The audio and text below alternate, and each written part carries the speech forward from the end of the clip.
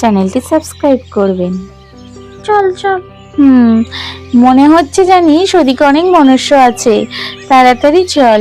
হ্যাঁ রে দিদি, ওদেরকে দেখ না, আমাদের মতো ডানা নেই বল, মনুষ্য কিন্তু আমাদেরই মতো দেখতে।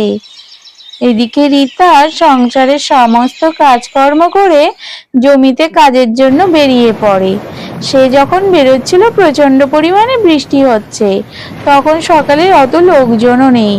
সে জমির ধারে যায় এবং গিয়ে হঠাৎ করে চিৎকার করে ওঠে, কারণ সে একটি লাশ দেখতে পায়। কারণ তাকে অনেক বীভৎসভাবে লাশটিকে ছিঁড়ে খাওয়া হয়েছে।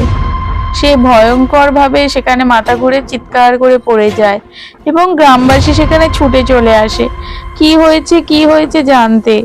তখন দেখে রীতা মাথা ফেটে লাশটির সামনে পড়ে আছে। তখন সেখানে পরীরা চলে আসে। পরীরা জিজ্ঞাসা করে, এখানে কি হয়েছে, কেন ওরকম ভাবে উনি পড়ে আছেন, আর ওই রক্ত দেওয়া শরীরগুলো কেন? সবাই তখন তাদের জানায়, আসলে আমাদের গ্রামে একটি ডাইনির উপদ্রব হচ্ছে, তার জন্য সবাই একের পর এক মারা যাচ্ছে। উনি সেই দেখেই ভয় পেয়ে গেছেন। ঠিক আছে, ওনাকে তাহলে এক্ষুনি চিকিৎসার ব্যবস্থা করা হোক, ওনাকে বাড়িতে নিয়ে যাওয়া হোক, তারপর আমরা দেখব কি করা যায়। ঠিক আছে। এরপর রীতাকে নিয়ে তারা রীতার বাড়িতে আসে এবং রীতাকে জিজ্ঞাসা করে এইসব কি করে হয়েছে। তখন তাদের রীতা সব কিছু বলে। বহুকাল আগে আমাদের এই গ্রামে একটি ডাইনি তার রাজত্ব করে এবং সেই ডাইনি এখনো এই রাজ্যেই চলে আসছে। আর সেই একের পর এক মানুষকে ধ্বংস করে মারছে। এইভাবেই আতঙ্কে আমাদের দিনের পর দিন কাটছে, কিন্তু কোনো কিছুতেই ডাইনিকে কিছু করা যাচ্ছে না।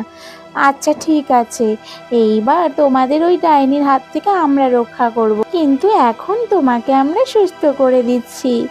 এরপরে আমরা ওই ডাইনিকে খুঁজতে যাব, কেমন? তারপর পরীরা তার জাদু দিয়ে রীতাকে সারিয়ে তোলে।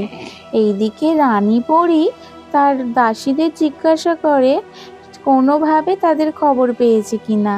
দাসী জানায়, হ্যাঁ অবশ্যই খবর পাওয়া গেছে। রানী বলে, ঠিক আছে, তাহলে তারা এখন কি করছে? সে জানায়, আসলে তারা মনুষ্যের দেশে গিয়ে মানুষের পাশে সেবাই করছে।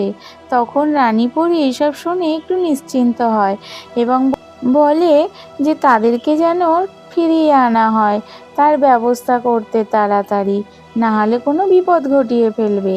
সেও বলে, ঠিক আছে রানীমা। এই বলে রানীমা আর দাসীর মধ্যে কথা হয়। এরপর পরীরা সেই ডাইনিকে খুঁজে ফেলে এবং রাতের বেলা ডাইনিকে তারা বলে, এবার তোর মৃত্যু আমাদের হাতে নিশ্চিত, অনেক জ্বালিয়েছে সেই সাধারণ মানুষগুলোকে। ডাইনিও বলে, গায়ে নেই 2 কিলো মাংস, সে আবার করবে আমায় ধ্বংস। তোরা মরবি আমার হাতে, আমি কেন মরবো? তবে এবার দেখো আমাদের জাদু। এই বলে জাদুর ছড়ি দিয়ে পরীরা তাকে আঘাত করে এবং শেষে রাক্ষসী মারা যায়। এরপর পরীরা সেখান থেকে বিদায় জানিয়ে গ্রামবাসীকে তারা তাদের দেশে ফিরে যায় এবং বলে, মনুষ্য, তোমাদের যখন প্রয়োজন পড়বে আমরা তোমাদের পাশে থাকবো, বিদায়।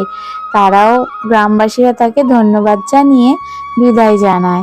তারা যখন যাচ্ছিল তখন প্রচন্ড বৃষ্টি হচ্ছিল। সেই বৃষ্টিতেই তারা আবার তাদের রাজ্যে ফিরে যায়। রাজ্যে ফিরে তারা আবার তাদের পরিসীমানা পার করে তাদের বাড়ির মধ্যে প্রবেশ করে। সেখানেই রানী পরীকে সবাই খবর দিয়ে দেয় যে 2 পরী ফিরে এসেছে। তখন সবাই মিলে তাদের বকাবকি করার জায়গায় শাবাশি দেয়। তারাও তখন ক্ষমা চেয়ে নেয়, মাতা আপনাকে এইভাবে না বলে যাওয়াটা আমাদের উচিত হয়নি, আমাদের ক্ষমা করবেন। পরিমাতাও বলল, হ্যাঁ ঠিক আছে, আমরাও অনেক দেরি করে ফেলেছি মনুষ্য জগৎ সম্পর্কে তোমাদের জানাতে, এটা আমাদেরও ভুল ছিল, কিন্তু তোমরা যে সুস্থভাবে ফিরে এসেছো এটাই আমাদের কাছে অনেক বড় পাওনা। তোমাদের উপর আমার 1 ফোঁটাও রাগ নেই। এরপর সবাই মিলে আবার আনন্দ উৎসব করতে থাকে। তারা আবার একত্রে সবাই মিলে খেলাধুলা করতে থাকে। আর এইভাবে পরীর রাজ্যেও অনেক হাসি, উজ্জ্বলতা, খুশি ফিরে আসে। আর মনুষ্যরাও ভালো ছিল।